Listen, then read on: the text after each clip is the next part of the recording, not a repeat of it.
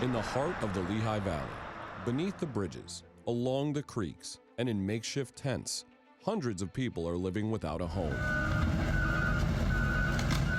As encampments are cleared and shelters reach capacity, communities in Allentown and Bethlehem are searching for real, lasting solutions. Tonight, city leaders, first responders, faith-based organizations, and journalists join us to confront the crisis and explore what it will take to ensure that no one is left without a place to live. This is A Community Conversation, The Cost of Home.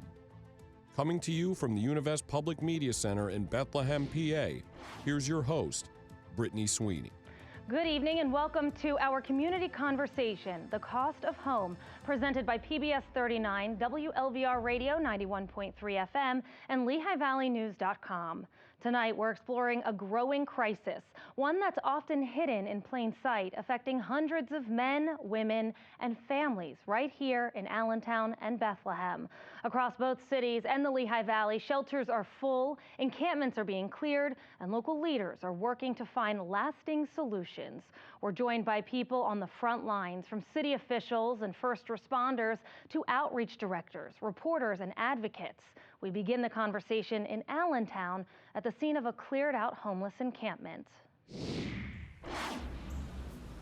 We're here along the Jordan Creek in Allentown, just near the Jordan Creek Greenway, and I am joined today by Allentown Council Member Cece Gerlach, as well as LehighValleyNews.com Allentown reporter Jason Addy. Thank you both so much for joining us for this conversation. And we're going to start today with Jason. As I just said, we're here along the Jordan Creek. This used to be an encampment for folks who were unhoused. Now it's a clearing. You don't see anything here. And so bring us up to speed. How did this become what we're seeing here today? Right, so dozens, maybe up to more than 100 residents made this place their home in recent months and maybe dating back more than a year. In early August, Mayor Matt Turk ordered this camp to be shut down. He originally gave about 2.5 weeks for residents to get out. At that point, the city and the local United Way started talking about opening the YMCA's warming station early. It usually opens in mid-November. Those discussions began, and the mayor delayed the eviction here until September 29th, giving the Y just enough time to open. Bulldozers rolled in on September 29th, the morning of, and that night the Y's warming station opened. So it was just in time, but not everyone was able to go to the Y's warming station, and not everyone wants to. In your reporting, what have you heard from the folks who are living here and the folks that are supporting the folks that live here? Like I said, not a great percentage of them said that they were going to go to the Y right away. Some said that they were going to look for other places to set up their tents, and some inside Allentown, some already made the decision to leave the city. They felt that the pressure was clear that they would just be pushed out if they went somewhere else. So there's a lot of people still in flux right now because the Y isn't fully able to support everything. At this particular location, there was also a lawsuit that was brought against the city. Can you tell me what you've learned about that during your reporting? Sure. Maybe 200 yards away, the local landlord, Nat Hyman, owns an apartment building. He's filed suit this spring alleging that the city isn't doing enough to get people out of this area. He said that the people who lived here were affecting his property values by urinating on it and trespassing and other activities that were driving down his property values. He reached out to the mayor, he alleged, and got no response, so eventually he filed a lawsuit. Shortly after the city deemed this to be a flood risk, a fire chief came in and looked at FEMA flood maps and determined that people are living in a 100 to 500 year floodplain, and based on that information, the mayor said he decided to shut this down. Thank you so much for sharing your reporting and for sharing this information with us. We're going to go over now to Councilwoman Cece Gerlach from the city of Allentown. Cece, thanks so much for joining us for this conversation. Where do you stand right now on the homeless situation that's playing out in the city? It's definitely a crisis, and it's a crisis that will only continue to grow. We have rents that are skyrocketing, food prices that are skyrocketing, the potential of food stamps being cut next month. Homelessness isn't going away. We will continue to see more and more people who you never would have thought would become homeless. You will continue to see them find themselves in situations like this. Sure. And how did this situation play out in council when it came to clearing the camp down here near Jordan Creek and how to offer resources to these folks? Yeah, you know, I think one point of frustration from people on council is that we were not made aware that this was going to happen.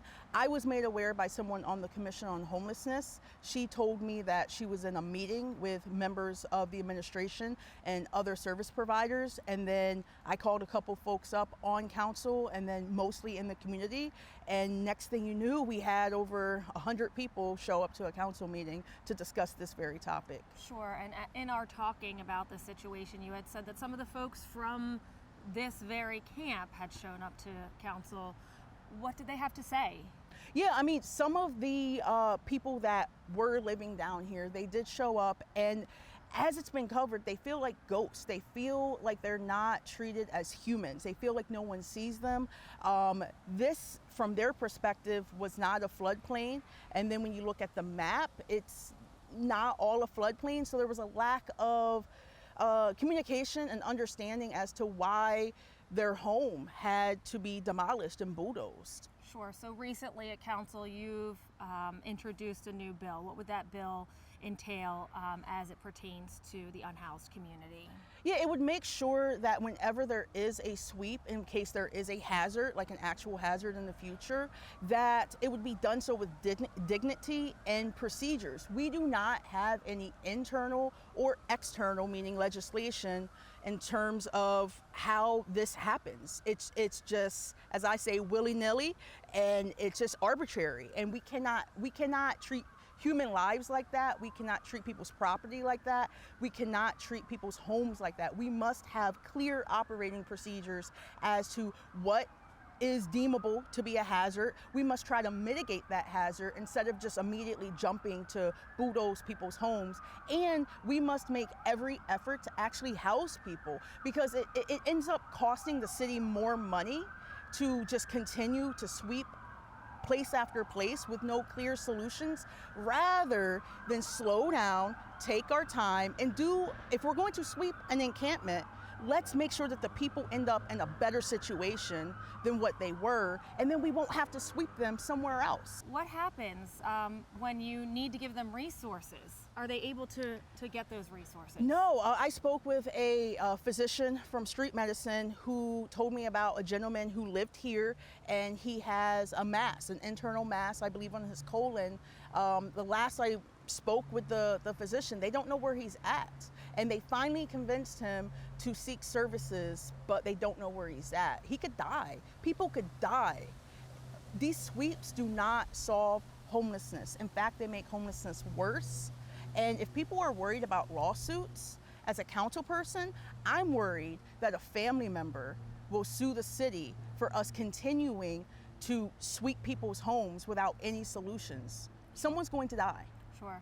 Cece, when it comes to solutions, a lot of times they cost money, right? Solutions cost money, and so how do we come up with the funds? How do we find the solutions and come up with the money to execute those solutions? Yeah, I mean, it's definitely got to be a collaborative approach. It cannot all be on the city. It has to be the city, the county, and then the other cities, Bethlehem and Easton, and then Northampton County. What I will say is, though, when we need to find money for archways and statues and ambassadors to walk people to their cars, we seem to find the money. We seem to find the money for other expenses, but whenever it comes to the unsheltered community, we throw up our hands and say we don't have the money. That's a policy decision. That's a budget decision. That's a moral decision that we could change.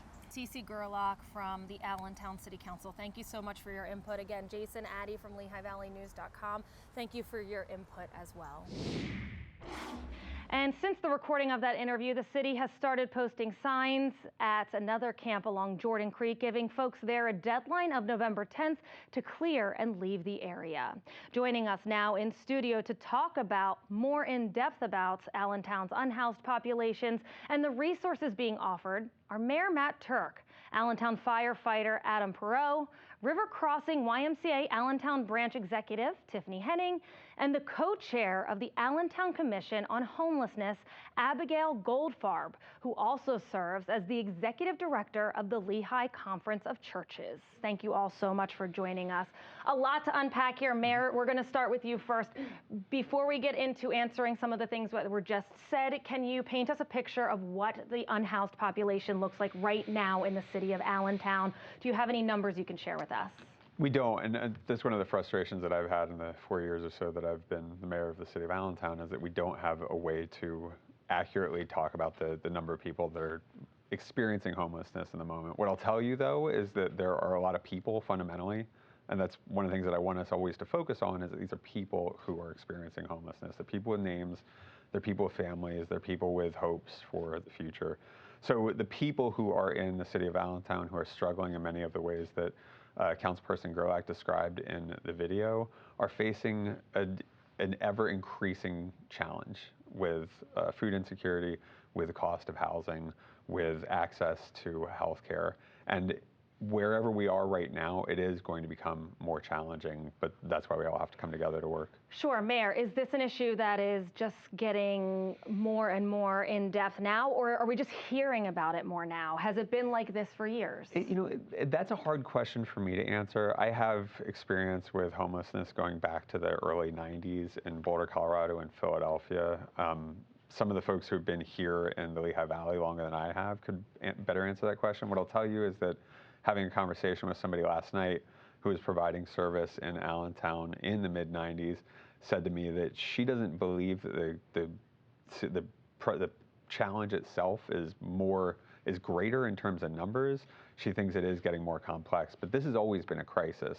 It's a crisis that I think more people are paying attention to now, and I'm grateful for the attention that it's getting. Absolutely. I want to get into the specific situation to Allentown. We heard that some of the camps are being cleared for safety reasons, and so what goes into making a decision like that, especially in a place where people have lived for a number of months or years? Our primary responsibility in the city of Allentown is to create a safe environment for all people in the city to live in. So when we're making decisions about what to do with an area like that where people are camping out, our fundamental responsibility is to protect their safety.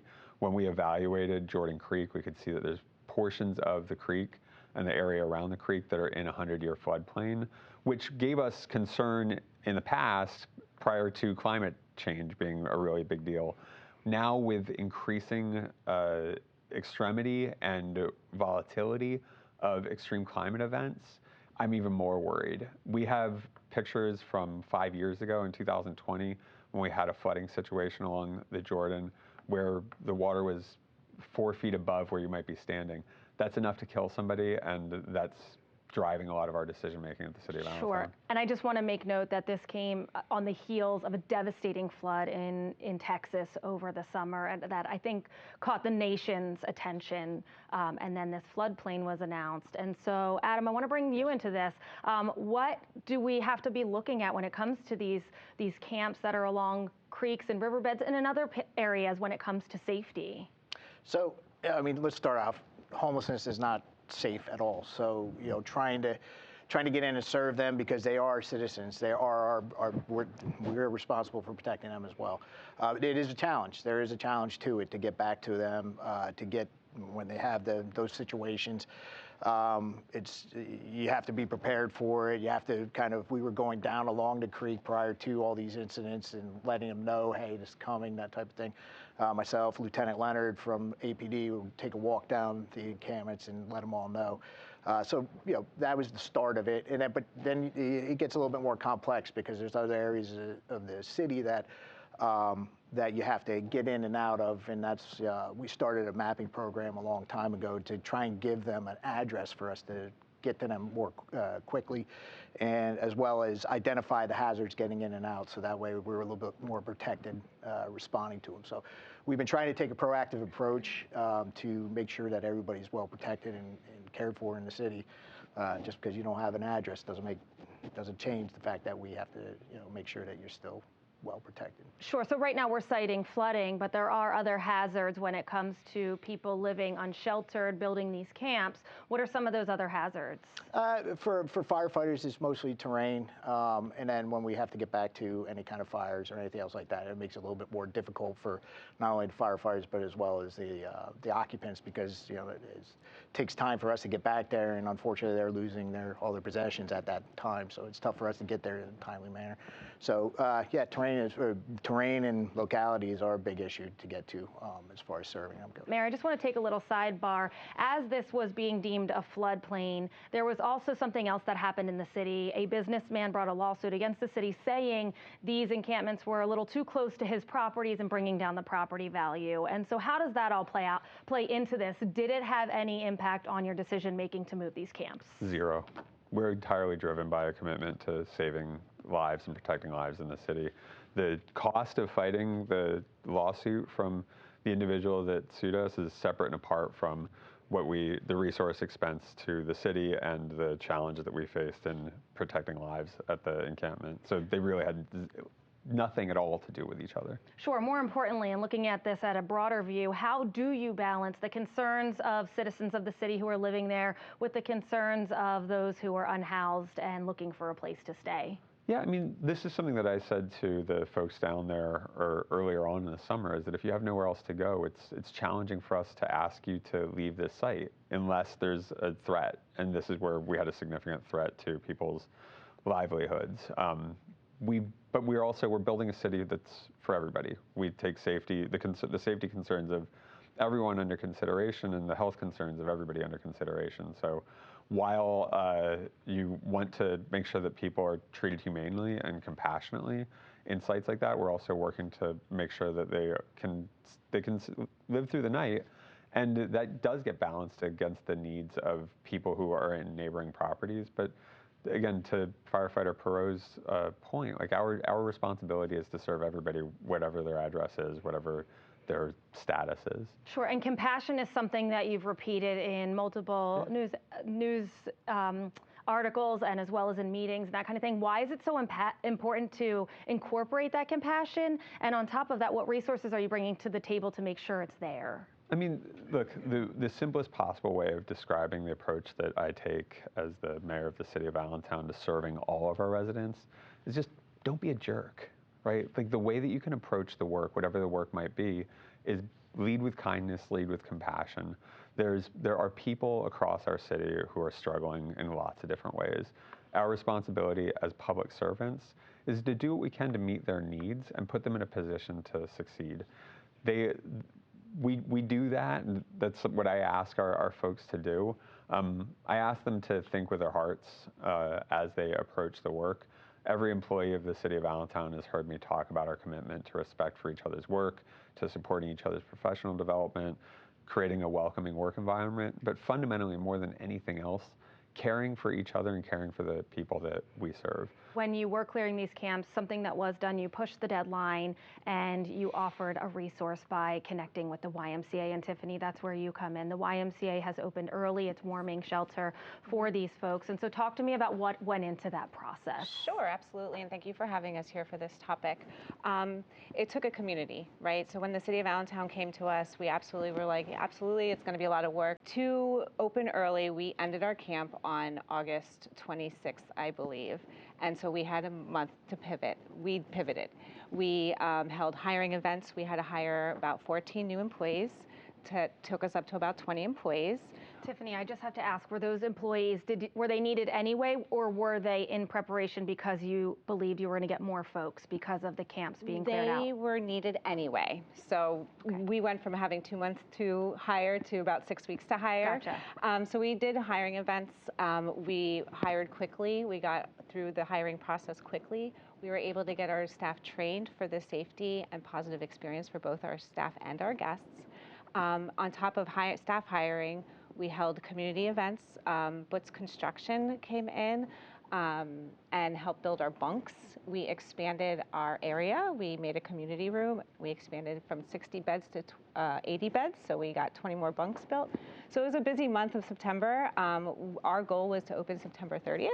we were able to meet the deadline of September 29th, and we opened September 29th. And are you seeing an influx of people come in and use those facilities since opening early? Absolutely. We started about the first 2 weeks, we saw about 40 come nightly.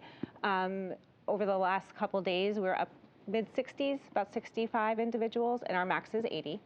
So we've seen 95 new faces since we've seen in past years. And I believe yesterday when I looked at the number, we were at about 962 beds served so far. Wow. What are some of the criteria? What do they have to do to get in, and what are some of the rules they have to follow? Sure, absolutely. So if you are a first-time guest coming to the warming station, we do have an intake packet that we need you to fill out. That does include a valid photo, whether it's an ID, driver's license, some sort of photo identification. We do run a background check. Once you have been there one night, it's an easier process. Our doors open to come in at 7 p.m. They close at 9 p.m. We take new intakes up to 8:30 p.m. just because there's a lot of paperwork that goes into that. Once you are in, bags get locked up. You are not allowed to be with your possessions until you leave in the morning, or if you do choose to leave in the middle of the night, you have to take your possessions with you. Cannot come back in. We serve dinners. We have showers that are available for any guest who may want to take a shower. And we have a community room that they can hang out, play cards, play games, watch TV. And it is lights out at 10 p.m. So you don't have to be sleeping, but you have to be quiet and in your bed in the bunk area. All right, Abby, I'm going to bring you into this conversation. You are the co-chair of the Commission on Homelessness in Allentown, as well as from the Conference of Churches. And so what are you seeing firsthand when it comes to folks in the Allentown area living unhoused? First, the Commission on Homelessness is really designed to inform city decisions, provide them with some data and some information. So really thankful for the opportunity to just gather some of those providers from, the healthcare sector, from the nonprofit sector. Lived experience is a big voice in that group. And so collectively, we try to make recommendations and share those. And I think some of the things that group has really been looking for is maybe really trying to be more proactive in some of the things that we're doing. I mean, Cece is right in saying we don't necessarily have a protocol when we're intervening in encampments. There's no sort of set way to approach this, and so we're just doing the best that we can. From the Conference of Churches side, of course, we're every day that is our main population served is those who are unhoused, particularly chronically unhoused. We served more than 75,000 meals last year. There were 1,400 people who came through our drop-in center. And since Jordan Creek has closed, we've seen an influx of folks who have been rushing to us to kind of meet the needs emergency, whether they're at the Y or just, generally still trying to figure it out or still outside in another location. We've been filling that role for them. Sure, and this is not just an Allentown issue, right? This is statewide, this is nationwide. In another area of the state, a similar scene is playing out with the expansion of a highway bridge. Those living in the construction zone have been pushed out. But as the deadline came, an effort to support those unhoused people came into fruition using a grant for housing. It's called a Miracle Community. Take a look. There's no mortgage. We bought this outright. Our goal has always been to provide an alternative to housing for those that are not able or willing at any particular time to be in more formalized housing. What has brought this particular space into motion is during COVID, so many people had lost housing for various reasons and found themselves living out in the woods, in areas where they were not identified as housing, but they created a space that they called home. According to history, they say 6 people can fit in here. I beg to differ. So this would be considered a single unit. This would be for an individual that is just themselves, no pets. They get a housing unit, a cot. We started this in August. So a fan, a chair, a storage container, and a solar powered light comes with the units. None of the residents that reside here had to pay for any of those things. The community donated those items so that we could provide the housing for the families that are here. Over in the eating area, we have a cooking station for them and a sitting station where they could sit, charge their devices, and take care of those things and then bring those things back down here into their living spaces. Through some form of street outreach, case management unit, word of mouth. Folks got access to the invitation. The invitation had conditions. People talk about, oh, how can you make rules? There were some conditions to the invitation, and if the individuals were open to accepting those conditions, they got a spot. We've spent a lot of money with Lowe's and Home Depot. We have support from the county for water, but we have to think about what's going to happen when we no longer can get access to the fire hydrants that we've been using for water. This vision didn't come with a budget. Right now, we are strategically planning on what do we do when the snow starts to fall, when the temperature starts to drop. So those are the kind of discussions we're having around the table right now.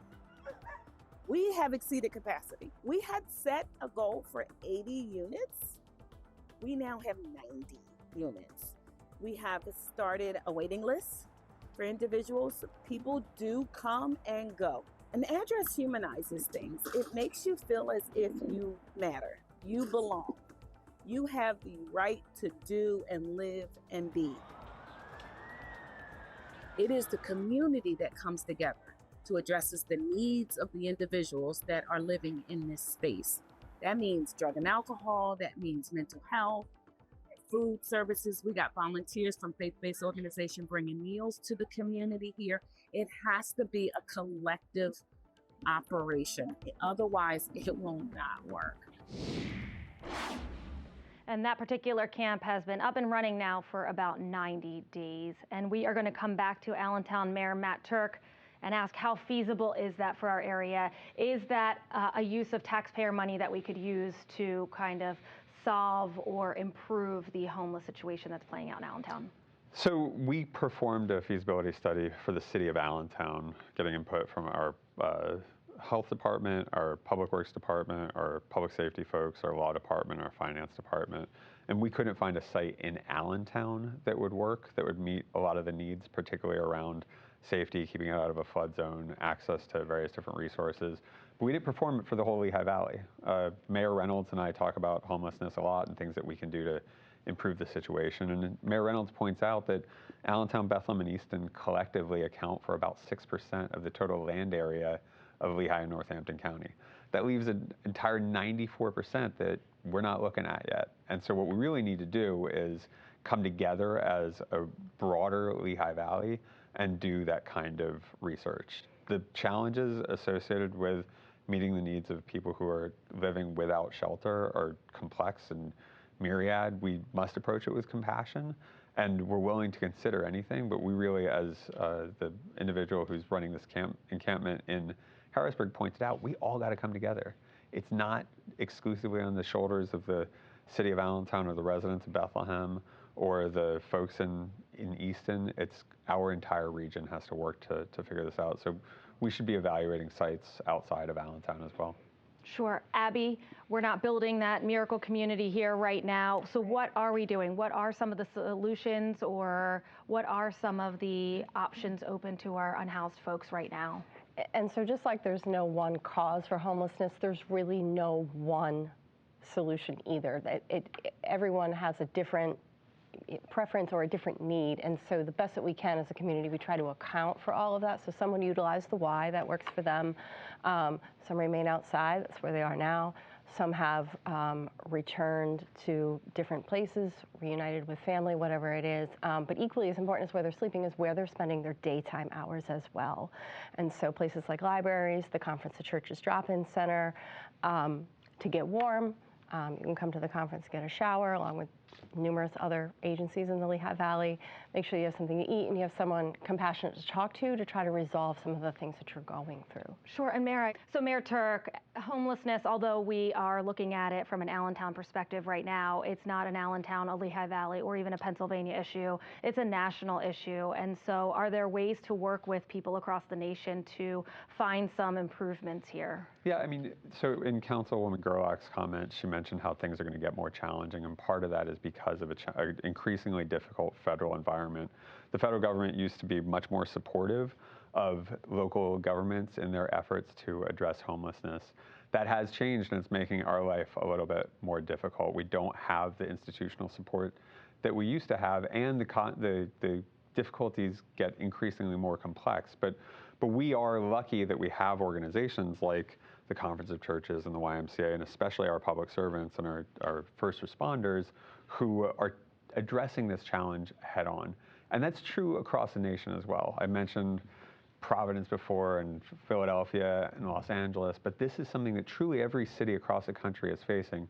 I sit on the U.S. Conference of Mayors Task Force on Homelessness, which is led by Los Angeles Mayor Karen Bass, and we spend a lot of time thinking about this stuff. I think one of the things that sticks out to me now as I speak to mayors across the country is that while the challenge might not have grown from 30 years ago, the awareness has increased, and not just the awareness in the general public, but the awareness among local government elected officials who realize that they have to take action that they might not have been able to take before. So it's very much on the lips of mayors across the country and of organizations like firefighters in other parts of the country and nonprofit organizations and other local governments. We're thinking about this and looking for all the help that we can get. And those national conversations, I think, are incredibly helpful. While we might not look exactly like Providence or like Los Angeles, they're lessons that we can learn, they're best practices. And part of that is all of us working together, from city employees to nonprofits to people in our community. It is a community group. Since I'm new to this, comparatively speaking to the panel, I've been doing it for about 5-6 years now. Partnering with our community groups like Street Medicine and Daybreak and Conference of Churches, YMCA, so on and so forth, it's critical because as a firefighter in the fire department, our world changes all the time. We have to adapt, we have to change our tactics and so on and so forth. That also goes with this. This is another crisis we have to meet and get to. And partnering with them, it not only provides a more pointed service for the individuals on the street, but it also helps us get back there easier and helps us to deal with the communities. Working with Daybreak and everybody and Street Med, I got to know a lot of the community members, so it was easier for us to connect when we went in there at 2 o'clock in the morning and had to help somebody out. That's the key to the whole, we have this issue and we just everybody needs to work into it. Sure, this is an ongoing conversation. I really appreciate all of your input on the situation that's playing out, not just in Allentown, but across the Lehigh Valley. We're going to continue to explore some of these resources, but I want to thank all 4 of you for joining us. Thank you. Thank you. Thank you.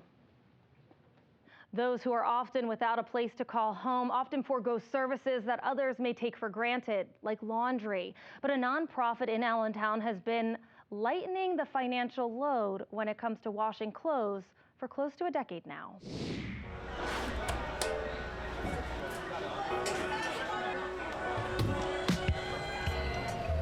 Load by Load. A program in Allentown is washing away the stigma around homelessness.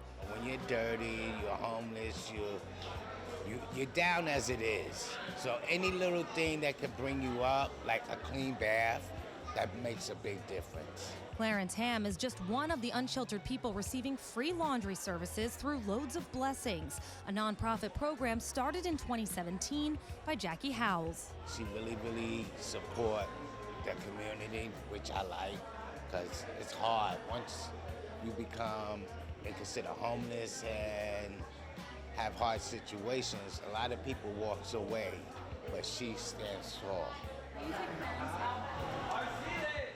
It's a very organized chaos. It's an opportunity to connect with people and just to let them know that you see them, that you love them. Howells runs the program at Family Wash Day Laundromat on Linden Street Tuesday evenings. This is like a hotbed for drugs. It's a hotbed for survival sex. It's a hotbed for a lot of our broken people. So that is why we chose it here. In the 8 years since it started, the program has grown significantly. We've spent over $800 in 2 hours. We ask people to be signed in by 5:30 because we want to make sure that we have enough time to pay for the dryer. Then you don't get some germs that cause bacteria that'll cause you to get sick. So it's the same thing as why you should brush your teeth every day. Yeah, I didn't listen, and now I don't have any teeth, so I'm going to try with the rest of the stuff and make sure that goes good. The opportunity to wash clothes is a luxury not always afforded to people like Roxana Gonzalez-Smith. We're in a broken down rooming house, but the city is finally getting under back to fix it. We don't even have a living room in this rooming house. People come here not just to do their washing. What's wonderful is they come here just to feel part of the community. And it's quite the community. Loads of blessings recently served nearly 80 families in one night with the help of volunteers, many of whom are area medical students. We're on the ground on the front lines for it, so we pretty much run everything on the front end for the program.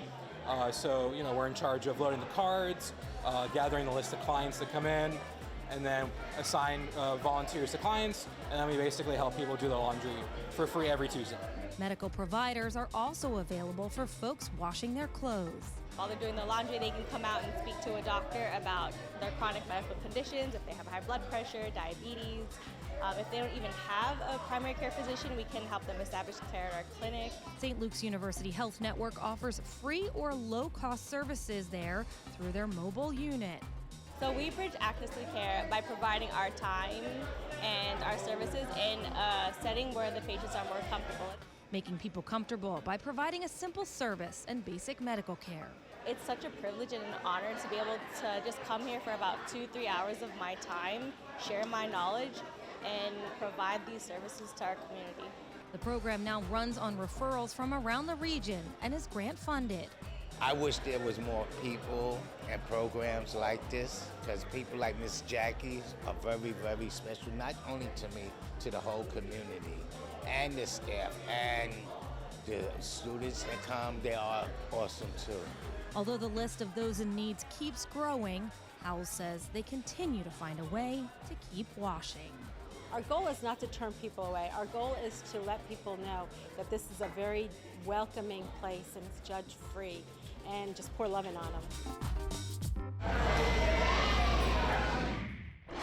Since starting the program, Loads of Blessings has partnered with other nonprofits to offer a variety of resources to those who may need them in the city.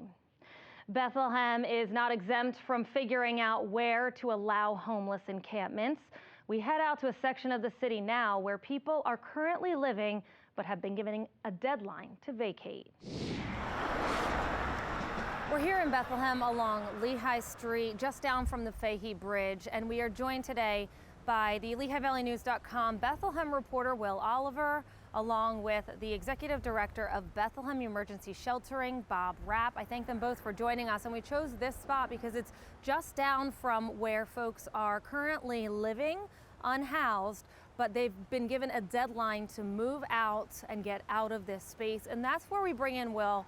Will, you've been reporting on this unhoused situation in Bethlehem for the past few months. Bring us up to speed. How did we get to this point? These folks have a deadline of December 15th at this point to get out. So it's been a couple of months now since the railroad company Norfolk Southern reached out to the city police department for help in removing these individuals. And really the encampments sprawl about 20 or more acres behind us. So you have some land over in Lehigh County that's closer to the Hill to Hill Bridge, and then you have some that goes into Northampton County a good ways. But really the railroad company was citing safety concerns. So some of these encampments were getting a little too close to the railroad, obviously. Some of the heating and cooking implements could raise a fire hazard, is my understanding.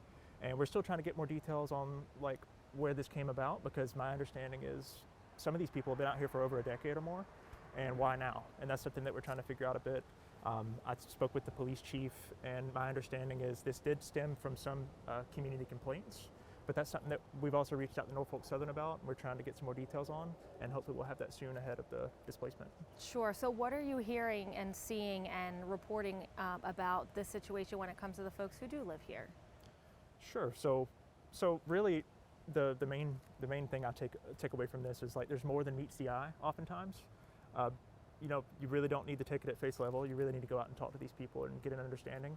And I've been speaking to a lot of the social services like New Bethany, Bethlehem Emergency Sheltering, trying to get an understanding of what it looks like as well. And really the main data that I can share at this point is from the city that was shared at City Council the other night. So a mid-September report showed about 75 people in the affected area. 53 were counted as of last week. But in September, 55 of those 70 plus people did express interest in heading over to the Bethlehem Emergency Shelter when that opens on November 1st. But 23 of those people also said they weren't necessarily interested in that option and they would like to weigh other options. So, but the police chief, they do understand the situation. The police department has this program called Community Connections where they pair with, with the City Health Bureau, and they go out here and try to figure out exactly what these people need. Whether it's just housing assistance, obviously, or if it's drug abuse assistance, whatever services of that regard. If it's finding a job, there's more often there's more to it than meets the eye. That's what I found out. In the meantime, you mentioned services in Bethlehem Emergency Sheltering, and so I want Bob Rapp to join into our conversation right now. We just heard about some of the folks that are about to be removed. Is this common? Have you seen this kind of request in the past few years happen? So not necessarily here in Bethlehem, but places in the Lehigh Valley, we have seen this in the past. This was unfortunate. Our folks are going to have to pick up their homes and leave, but we will try our best to bring folks into shelter. And so we are in contact with the folks that are out here to try to address those issues. Will did say that some of these folks are being talked to through the city and that some of them said they didn't want to use the sheltering that's being offered. What are the other options? So that is the other option. We pack up house and home and we move elsewhere in hopes that no one's going to disturb us or uproot us again. Gotcha. So it's shelter, or you can go to another plot of land and set up shelter. And there's other shelters here in the valley also. Allentown, the YMCA has a shelter. There are 2 warming centers in Easton that can house folks in the winter. But those are pretty much the alternatives. Bob, you work a lot with these folks who are unhoused. What are you hearing from them since this all came about and the news broke that there's a deadline, you have to get out by this time? Well, of course, it's rather unnerving. A lot of folks are nervous. Like I say, this is their home. This is where they call home. And so to have to get up and move, for some, they've been here for quite some time, a number of years. Others, not quite so long, but it's still a big inconvenience to have to, one, find another place, which we've been trying to help them look for, and then just to be able to pack everything up and move is, it's quite alarming for folks. Sure, and like the camp that we see behind us, it has a couple different tents there. It seems like it's not just somebody setting up a tent, it's a community. It is. And so this is kind of breaking up a community. What kind of, obstacles or barriers happen with that? So they're used to being together, they look out for one another, and now maybe to move to another place, they're once again alone or removed from other folks. So the security is a big issue. We all try to live in community, right? But for our folks outdoors, it doesn't always work that way. Sure, the folks outdoors still need community as well. Speaking of Bethlehem Emergency Sheltering, you're getting ready for the season, and so when are you opening your doors to these folks? So we will open Saturday evening at 5 o'clock. Folks will come in, have a bed assigned where if they're staying in our shelter tonight, they're guaranteed that same bed so they can leave their belongings behind. They'll get a good, healthy, hearty meal and have a restful night's sleep. But the issue is we still turn them out in the morning. So some of the folks who are already out here, either some may not want to follow rules, some may not like the curfews, some may not like the fact that we have to get up in the morning and go back out in the cold. And then there's other issues. Some have pets, so we try to foster pets for them, but again, that can become an issue.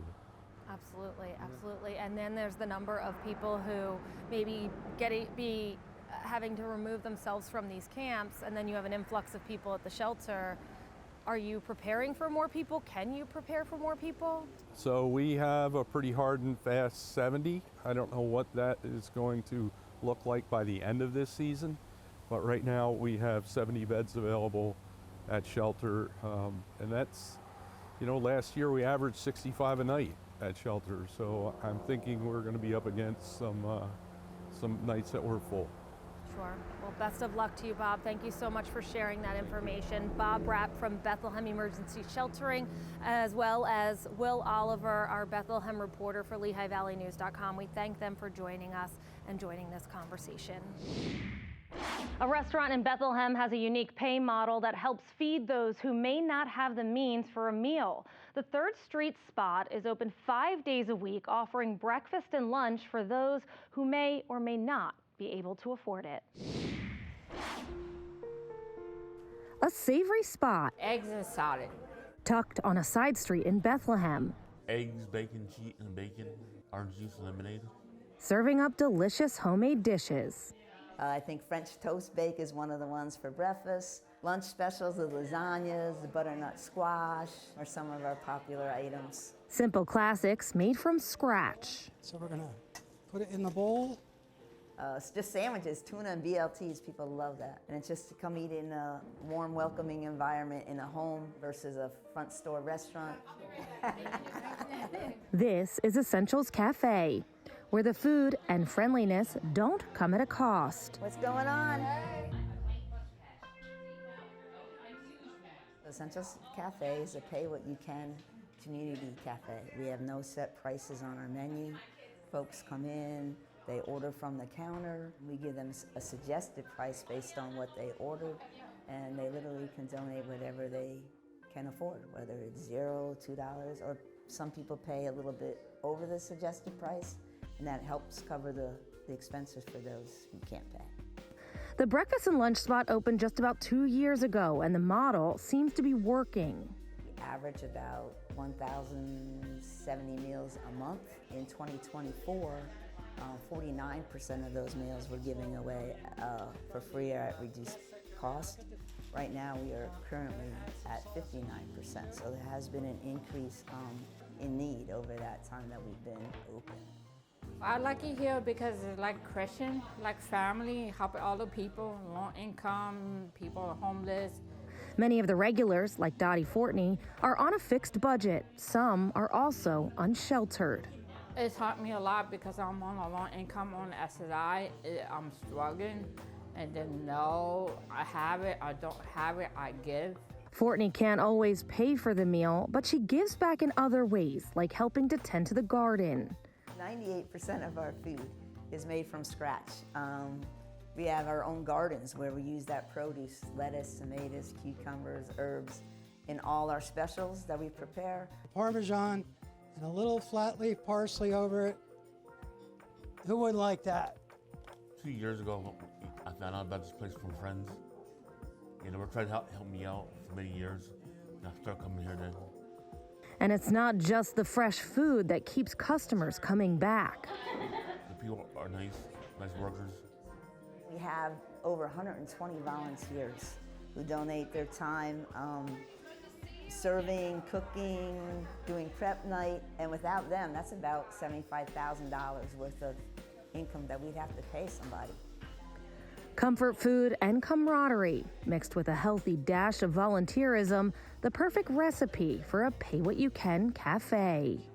We're here for our community, to serve our community, and want everybody to feel welcome and have a good meal. Nobody should go hungry, and that's what we're here for. Joining the conversation now in the studio is the co-chair of the Allentown Commission on Homelessness, Christina DiPiero, who is also on the State Interagency Council on Homelessness, along with the Deputy Director of Community Development for Bethlehem, Sarah Satullo, 6th Street Shelter Director, Tawana Reed, and the Director of Community Action Development, Bethlehem, Anna Smith. Thank you all so much for joining us. Christina, we're going to start with you. You serve on the Governor's Board for Homelessness, and so I want to talk about that and what you're seeing statewide as it pertains to folks who are unhoused. Thank you. Thank you for having me here.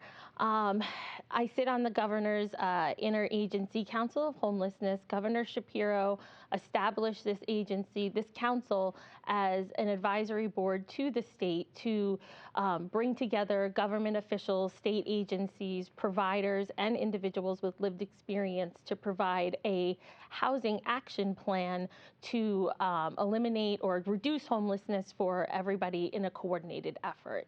Across the state and across the country, based on numbers on the annual point-in-time count that HUD does every year, homelessness has been increasing for years. Increasing in many different sectors of individuals as well, not just single individuals, but families with children. That is a large section of homelessness that's been increasing over the years. Veterans homelessness, along with other parts of homelessness. Sure, and you mentioned children. That's something you work with directly at Valley Youth House, correct? Yes. Yeah, so along with being on the board and the councils, my day job, I work for Valley Youth House. Valley Youth House is an organization that works with youth and family, and we envision a future where all young people are part of a nurturing community. The program that I work for is Synergy Project, which is street outreach for homeless youth in the Lehigh Valley, both counties, Lehigh and Northampton, ages 24 and under. Street outreach is really the gateway into services for all of the individuals that we serve. Street outreach is an important piece to connecting individuals that are unsheltered to services in the community, such as the 6th Street Shelter, Ripple, the Conference of Churches, YMCA. We're really there to guide and support and to be there for the young people that are facing this really substantial traumatic time of their lives. Sure, Tawana, I want to bring you into this conversation now. You're seeing this firsthand day to day at the shelter, and so what are some of the barriers that you're seeing right now for people who are unhoused and the barriers that are stopping them from connecting to housing? Yeah, it's so many. It's like, you know, indirectly we're seeing it because when the encampments were closed down, they couldn't go to family members. Family members, it could not house them because it was no room in there. So now all of our apartments are full. When I first started, we had maybe 11 apartments that were available. Now we have none whatsoever. We're having to make choices. We're having to even set up additional housing for our guests. We're having to make tough decisions and saying we can't house this family. We might have to move this family to another apartment. We're having to say we'll make choices about barriers that were created. It's very, very sad, you know. So choices have to be made, yeah. Are you seeing more people coming into the shelter seeking housing? Absolutely, absolutely. And why do you think that is? Because it's nowhere to go. It's nowhere to go. No family. Like I said, their families can't get them into housing. Their families have nowhere for them to go. You know, families have extra people in their houses, so it's nowhere for them to go, you know. Barriers as far as financial barriers, you know, barriers as far as economical barriers. So it's just a lot. On the other side of the aisle in the Lehigh Valley, we're seeing rents and mortgages skyrocket. The price of houses are going up, the cost of rent, and Anna, that's kind of where you come in. You're an advocate, so to speak, for the folks who are renting and that kind of thing. So how can you help them? What can you offer them to help keep people in their houses longer? Absolutely. So we know that in the city of Bethlehem these days, just over 50% of our households are one emergency away, essentially, from potentially becoming housing unstable. And so we seek to provide support to folks at any stage of housing instability or that could potentially cause it. So that means when someone's renting an apartment for the first time, we can sit down with them and go over a lease and ensure that they understand, you know, what their rights and responsibilities are, and to make a proactive plan to be able to, you know, stay housed and understand they have supports if they come into difficulty, whether it's an emergency that means there's a gap in their ability to pay rent, or a landlord who is taking a longer time to address some of the conditions of their house or their apartment. We can step in to provide mediation between those tenants and their landlord to ensure that they can reach a mutually agreed upon solution to stay housed. We believe this is in the best interest not only of the tenant but also the landlord, because they rely on a steady income from their housing unit. And if we can keep someone in an apartment, paying rent, it's good for them. It's certainly much better for the tenant, and it's better for the stability of the community as a whole. And finally, we're able to connect folks with existing resources that we have in our Bethlehem community, like rental assistance that can cover a gap in maybe 1 or 2 months rent through our fantastic partners at New Bethany, who are able to provide that support. Or if someone does get in the situation where they need legal assistance, we work closely with North Penn Legal Services to ensure that folks who are eligible for representation can receive it and can be provided with legal guidance to ensure that if there's any opportunity for folks to remain in an existing housing situation that is safe and affordable, they're able to do so and they do not end up unhoused. Sure, keeping people housed is the goal here. In order to do so, we have to have affordable housing within the Lehigh Valley. That seems limited right now, but Sarah, that's where I'm going to bring you into this conversation. There are plans in the Lehigh Valley to build affordable housing, and so tell us about some of those plans, like the Pembroke community in Bethlehem, to kind of increase that affordable housing that's available. We know that across the Lehigh Valley, we are currently short nearly 10,000 housing units, which means that that's putting pressure on all ends of the spectrum, even for high income folks who are either looking to purchase their first house, or lower income folks who are really having to stretch their budgets further and further to afford those rising rents that Anna referenced. So here in Bethlehem, we've been really focused on both homelessness prevention and then also ways to increase that supply. So one of those projects that we are really proud of that we just completed the planning grant for was the Pembroke Choice neighborhood. The city and the Bethlehem Housing Authority are partnering to reimagine what Pembroke, which currently is 196 public housing units, it is the oldest public housing development in Bethlehem. They are definitely kind of past their useful lifespan.